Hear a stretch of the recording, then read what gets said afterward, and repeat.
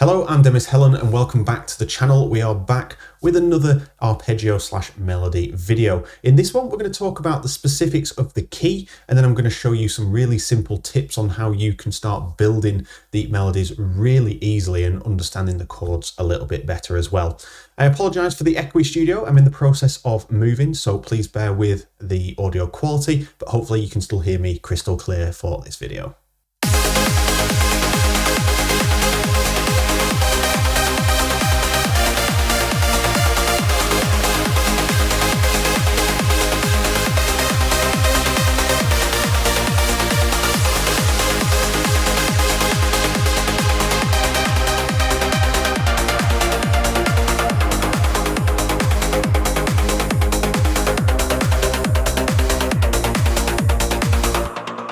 Okay, so now that you know what we're going to be creating, just before we get started, I want to bring your attention to these two leads sections here. I'm going to be giving those away on Patreon, so if you want those extra MIDIs, you can do, as well as many other things, including exclusive preset packs for Vital and other synths as well. You can consider becoming a Patreon. You get early access to the videos as well as these files. The preset that we're using today is from my Uplifting Leads collection, and that is for Vital, obviously. As you can see on screen, that's Uplifting lead number 16 on screen now. If you want to get the whole collection, you can do, which include leads, plucks, basses, pads, acids, and effects as well. So you can see here, I've already got a new section created, and this is the pattern that we're using today. So you can copy this. If we just get rid of the chord structure, you can see that we have this is our melody and this is our bass pattern. That's just filling in the gaps down below. Okay, and I'm just going to leave that chord section out just for a second, and we're going to build them here to the right. So in specific, we're using G sharp Lydian. I'm not going to go into depth on the scale. If you've not come across Lydian before, or any of the other ones such as Mixolydian, Locrian, there's all others as well, I would suggest that you go and have a search around the internet. There's a lot of things out there and resources that will help you understand these, but just even have a mess around with them with your chord structures and start building different things with them. So we're using G sharp Lydian here. I'm going to start on G sharp, and I'm just going to draw 4 sustained notes here, like so. And I'm going to make my chord progression, which is G sharp to C to A sharp there. So it's going to sound like this.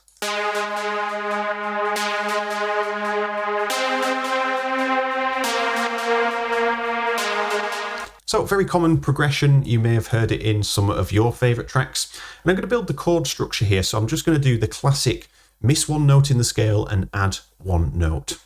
So we're ignoring the orange ones because they're not in the scale of G sharp Lydian. So there's 1, 2. So I'm going to do the same for this one, and then I'm going to miss one note in the scale and add one. And then this one, I'm going to miss one note and add one.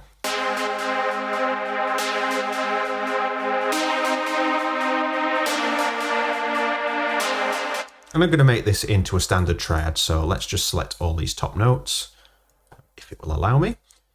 Miss a note, add a note. Now you can see this one's wrong up here, so it's F, so we just need to up that one to G.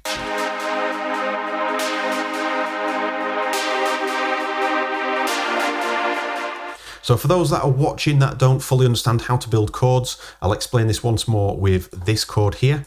You can see if I just put in a smaller note here, if it'll allow me to, Cubase doing some weird things, there we are. So you can see this is the first note of this chord. I'm looking for the next note in the sequence of the scale, which is not this one because it's lit up orange, it's not in the scale. So it's the first one is D. So I'm missing that note, the first one in the scale, and adding the next one, which is the D sharp. And then the same again here, missing the E because it's not in the scale. So we're going to miss the F in the scale. The next one is a G, and that's how I'm getting to those chords. So with that, we have those chords structured there. We can transfer this to our pattern. So I'm just going to do the same over here. Let's just make sure we select one bar. Like this. And we've got our pattern.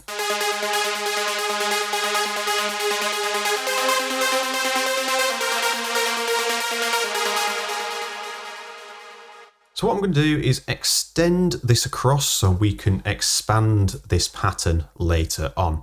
So what I'm going to do is just create the chords, referencing these over here. So you can see we've got a G, so the next is a C in this one. So I'm just going to drag this up to C. Then you can see in this chord, it's going to be C and then D sharp. So I can just correct that to a D sharp, and this is correct here.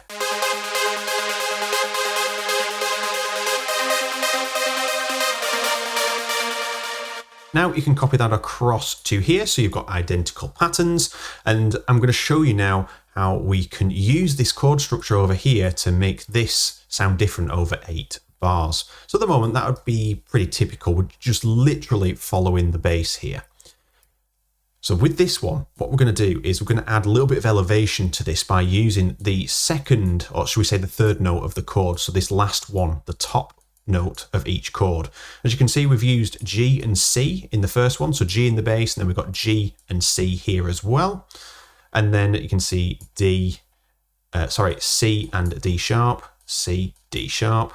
So if I highlight all the notes we've already used, you can see we haven't used these top notes yet. So what's happened over here is I've just expanded this over 8 bars, so it's the same pattern of sustained chords. But I'm going to show you how we're going to manipulate this. So at the moment, if we look what we've got here, we've got the G sharp, and then we've doubled that up an octave higher, G sharp and C. So you can see we've selected G sharp and C, and then for the other 2 chords, we've used C and D sharp and A sharp and D there. So you can see we've missed out the top notes of that chord structure. So what we're going to do here is just make an amendment to this.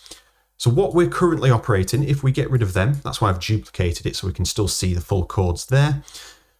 We're going to utilize these 2 top notes in the first passing of this. So if we drag this note up, so I'm just dragging both up till I get to D sharp, you can see this note should be a G. And then I'm going to do the same with this one. I'm going to drag this up to D. So the bottom note is on D, and then this one we know should be an F. With that, we've created the same chords, but we've used different notes within the chords, and that makes all the difference. So again, let's do the same here. We're going to have the same 2 here, but I'm going to remove the top 2. So now you can see that we've got a different chord structure overall, and that's going to sound like this.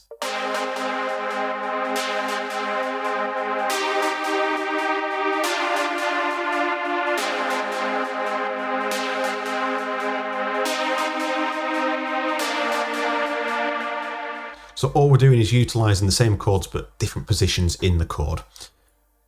So let's transpose this into here. So we're going to do exactly what we've done over there. But first I'm just going to add these top notes back in so we've got the reference back. We're going to use the top 2 notes. So I'm going to transpose this up. We know that that should be a G. As you can see here, it rises to a G. And then the same again over here. I'm going to put this up to D, and we know that should be an F, as we can see here. So now we've got a varied pattern. We've got this one and this one. So in summary, what we're doing here is in that first part that we created over here, the very original part, we're utilising the first 2 notes of each chord. In the second part that we created, we're utilising the first 2 notes in this first section, but in the second 2 sections, we're utilising the 2 top notes in the chord and missing the first note out of each chord. So what that's doing is creating movement in your chord structure, but utilising exactly the same chords, just different positions in them. And then they're all overlaid over the bass, which is the same, and that's what gives you that effect. So over here, let's just quickly mimic this. In the first portion, if I just make that 1 octave below to mimic the bass, we've got G sharp, and then we have a G sharp and a C. So we're doubling up the bass note there. Then we have that again. And then when we move the G sharp up to a C, you can see we move the chord to follow accordingly, like so. And you can see that we've got C and A sharp, C and A sharp. So we're following that chord progression perfectly.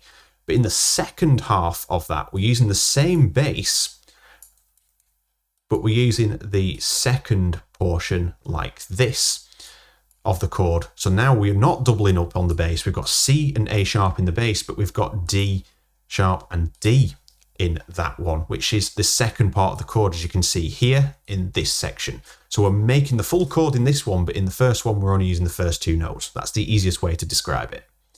So with that, the effect is like this.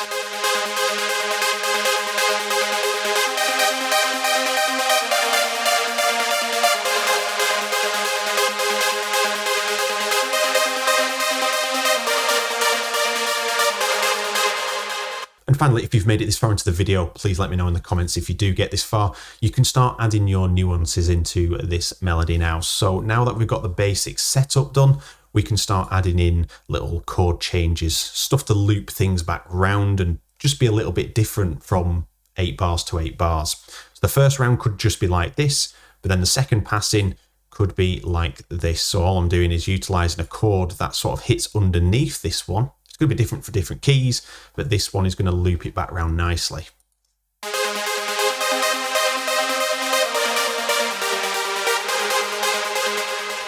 You can see it just drops it down nicely and brings it back round. It gives it a nice curve back to the beginning. Again, we could do a similar thing here. You could have the chords that rise in between. Let's maintain the bass and pick the next chord that's in between it.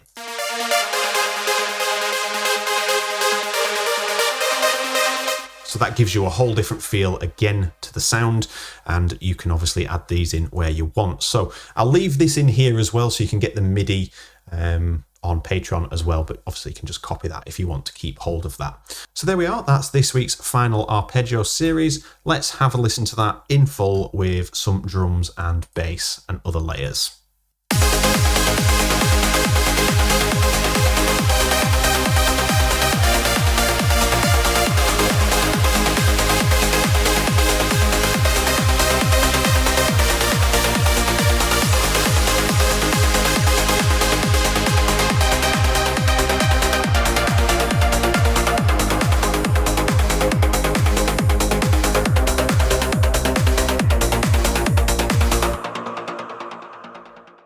Thank you very much for watching, and I'll look forward to seeing you all in the next video. Take care.